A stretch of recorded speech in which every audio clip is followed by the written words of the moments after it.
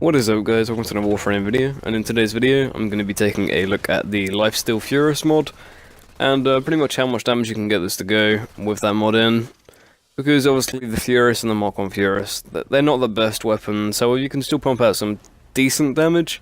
It's not incredible, and it's not even top tier, if I'm honest, but if you're just running it for the Lifesteal, you can also, as well as that, have some decent damage, as you can see on that enemy.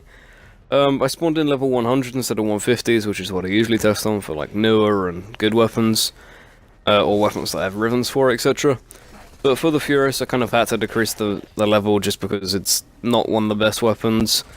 But if you're using it for armor stripping as well, it does a fairly decent job. As you can see, it strips the armor fairly well to kind of deal a lot more damage at the end there. And then the build that I was running on this was a Barrel Diffusion, Hornet Strike, Lethal Torrent to add damage, multi-shot and fire rate.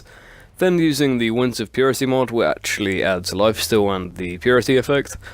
The Purity effect being the radio explosion that you get from the Syndicate procs. And then basically what I've got left is just the 4 elemental mods. If you'd want to, you could put in a Prime Slip magazine or Prime Ammo mutation, something like that if you'd like to, just to get more heals off, or so you have more ammo, etc. And obviously if you don't have the Prime Heater charge, you can put in the regular. I wouldn't bother running crit, just because obviously the crit is so low. And obviously you could also put in the 7s if you didn't want to former it as many times. However, what I've saved that for is for the corrosive build personally, because I feel like having the more damage on there for this build actually makes it perform a lot better. But as you can see on the corrosive and blast build here, as much status as you can get is usually best for corrosive. And instead of using the 4 elementals, I've switched it out for the 4 status mods, making corrosive and blast.